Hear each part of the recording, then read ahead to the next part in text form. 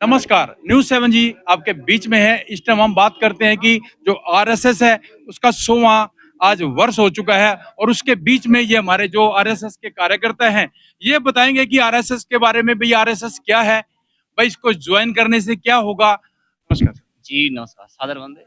अभी क्या है कि राष्ट्रीय स्वयंसेवक संघ आज जो 100वां स्थापना दिवस मना रहे हैं, 100 वर्ष हमारे पूर्ण हो चुके हैं। 100 वर्षों की जो हमारी यात्रा रही है, बहुत भव्य और दिव्य रही है। समाज के लिए, राष्ट्र के लिए, अपनी सनातन संस्कृति के लिए जो संघ ने करा है, वो बहुत ही विश्वसनीय है, बहुत ही अगर श्रेणी में खड़ा होकर प्रत्येक व्यक्ति को, अंतिम व्यक्ति तक संघ ने आगे बढ़ाने का कर्तव्य करा।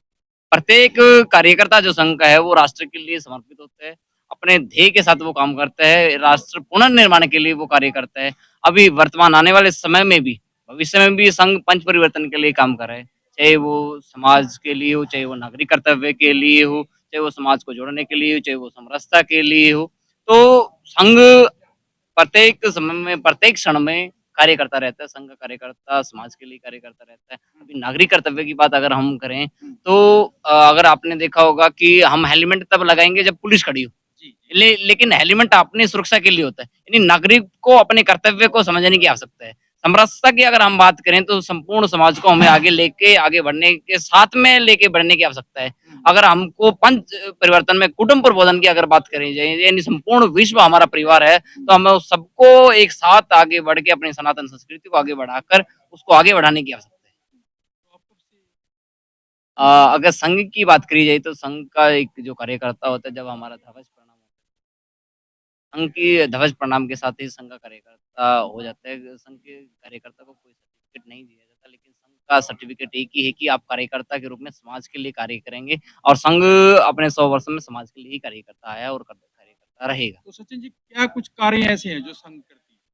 कार्य की अगर बात करी जाए तो समाज में प्रमुख है अभी कुटुंब प्रबोधन। यदि हम सबको साथ लेके अभी काम करेंगे तो ग्रामीण अंचल में अगर बात करें जाए या शहरी क्षेत्र की बात करी जाए, तो आज के समय में जो ताऊ चाचा पहले 5-6 भाई होते थे, वो आज पाँचों के 5 अलग-अलग रहने लगे हैं, अलग-अलग अपनी वेशभूषा होगी, अपने प्रकृति को, अपनी संस्कृति को वो छोड़ते जा रहे हैं।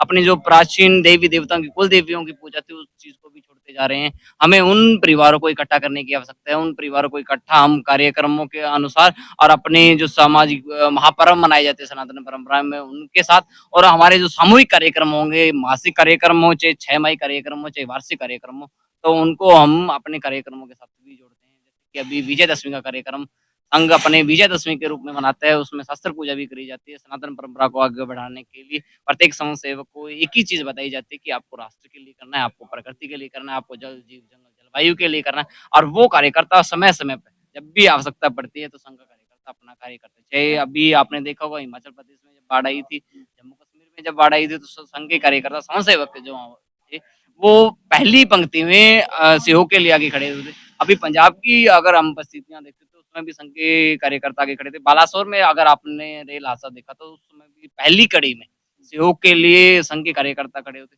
संघ उस समय भी काम करता आया था कि बहुत सारे लोग पूछते हैं कि संघ स्वतंत्रता के बाद या स्वतंत्रता से पहले संघ ने क्या करा?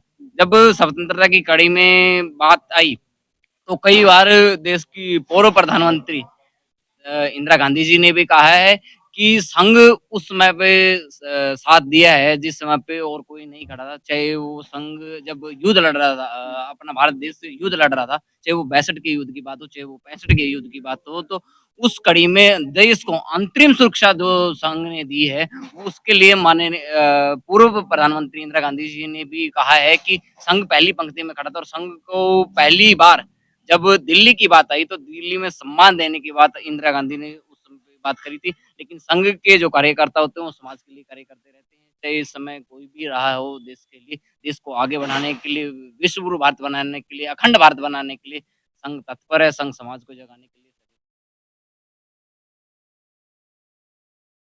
जी, कार्य आपने बहुत ही कहीं सुर्खियों में कम आती है संघ, जी, जी, न्यूज़ में या कहीं भी जी, बहुत कम नज़र आते हैं। जी। इसका क्या? संघ का जो कार्यकर्ता तो वो दिखाने के लिए नहीं, धरातल पे कार्य करने के लिए होता है। संघ का कार्यकर्ता अपना कार्य धरातल पे करता है। क्या होता है कि कुछ ऐसी चीज़ें होती हैं जिसको समाज को जगाने की आवश्यकता होती है। आप अगर धीरे-धीरे देखते होंगे कि समाज को जागृत हम सोशल मीडिया के माध्यम से कर रहे हैं। आने वाला जो समय है वो डिजिटल का है। अगर डिजिटल की कड़ी में कुछ जोड़ा जाए तो अपने जो समाज सेवी कार्य हैं, उनको हम अगर दिखाना चाहिए तो दिखा सकते हैं। लेकिन संघ क्या करता है कि अपने कार्यकर्ता से एक ही आग्रह करता है कि आप समाज के लिए कार्य करें, दिखावा के लिए संघ नहीं जीता। धरातल पर काम करने के लिए संघ के कार्यकर्ता अपना जीवन निर्वहन करते हैं और नेतृत्व के साथ में समाज के साथ वो खड़े बात कर रहे हैं आप।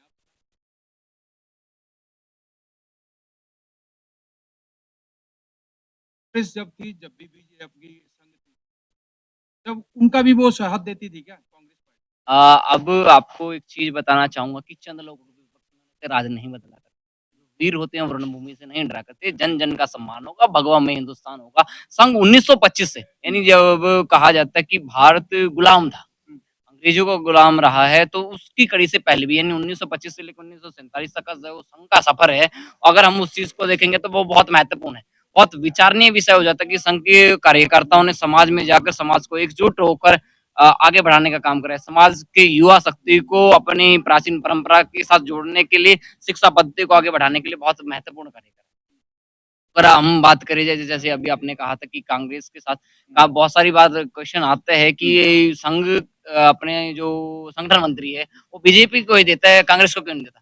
कांग्रेस को देने के लिए भी संघ के पास संगठन मंत्री हैं, लेकिन अगर कांग्रेस मांगेगी तो अग्र श्रेणी में हम देंगे। लेकिन वहां से बात ये नहीं है कि भारतीय टुकड़े में वहां से एक ही नारा आएगा, भारत माता की जय, अखंड भारत और विश्व गुरु भारत के लिए कार्य होगा। और संघ प्रत्येक कड़ी में अपने परंपरा के लिए, अपने राष्ट्र के लिए कार्य करता है।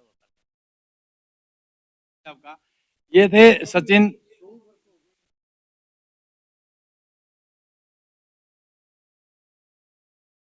जी, जी। जैसा अभी कल माननीय प्रधानमंत्री जी के नेतृत्व में और अपने दिल्ली के मुख्यमंत्री रेखा गुप्ता जी के नेतृत्व में एक सिक्का जो राष्ट्र ने देखा है, संघ के 100 वर्ष पूर्ण हो रहे हैं तो सभी सामने भी हैं।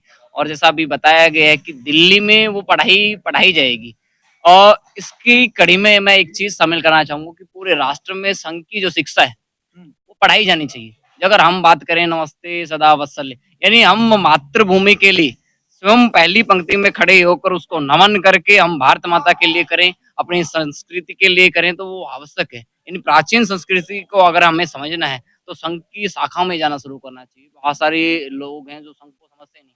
शिक्षा की पहली पद्धति होती है कि अपनी गुरु और शिष्य की जो परंपरा होती है उसको आगे बढ़ाने की आवश्यकता है।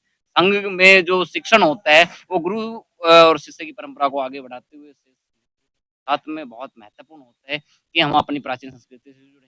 संघ ने कभी भी किसी भी चीज़ का विरोध नहीं करा। संघ ने अपनी जो प्राचीन परंपरा है, अपनी संस्कृति है, उस चीज़ को आगे बढ़ाने के लिए जैसे कि अभी शिक्षा महत्वपूर्ण होता है कि हम क्लास में क्या बच्चे को पढ़ाएँगे। हम वो चीज़ें पढ़ाते आ रहे हैं, वो कभी भी अपने जीवन में काम नहीं आई। चाहे बात हम करें इंग्लिश के लेसन में अभी हरियाणा प्रांत की बात हो, चाहे एनसीईआरटी की बात हो, उसमें हम पढ़ते हैं कि लेंचोबाजी फार्मर। क्या वर्तमान समय में हमारी शिक्षा पद्धति की अगर बात करी जाए तो हमारे भारत के फार्मर की स्थिति बदली क्या? उस चीज़ को बदलने की आवश्यकता है। साइन कोस थीटा हमने जीवन में पढ़ा है, क्या हमारे जीवन में वो साइन कोस थीटा काम आया क्या? दूसरी चीज़ हम अगर अपने इतिहास के बारे में बात करें, तो हमारे इतिहास में सबसे महत्वपूर्ण बात जो पढ़ाया जाता है, अभी तक की जो शिक्षा पद्धति अगर बात करें 2001 से लेके 2024 अभी आ गए हैं, 20 में नई शिक्षा पद्धति आई, 20 तक की अगर हम बात करें, उसमें पढ़ते थे कि बाबर, हुमायूँ, अकबर, इनका इतिहास पढ़ते हैं। हमारे जो पूर्वजों का इतिहास है, अगर हम अपनी बात करें या अपने जींद के इतिहास की बात करें, हरियाणा की बात करें, तो वो इतिहास कहाँ छुप गया? उस इतिहास को आगे बढ़ाने की आवश्यकता है। तो संघ ने प्रत्येक और सरकार की पद्धति ने भी एक चीज़ कही कि गाँव का एक गौरवपट होता है और आने वाले समय में जब स्वतंत्रता दिवस आता है, तो स्वतंत्रता दिवस पे हम हमारे भारतीय सेना के लिए और भारत के लिए जिन्होंने पहली श्रेणी में काम करा है, उनकी गौरवपट पे उनका इतिहास लिखा जाता है। गाँव के स्कूलों में उनके इतिहास को बताया जाता है और आने वाले परिवार को उन समय में हौसला दिया जाता है। आने अगर आपने देखा भी होगा, बहुत सारे स्कूलों के नाम शहीदों पे नाम दिए गए। कहने का मतलब जिसने राष्ट्र के लिए करा उसको अपनी शिक्षा पद्धति के साथ में, अपने समाज के साथ में, अपने गाँव के साथ में आवश्यक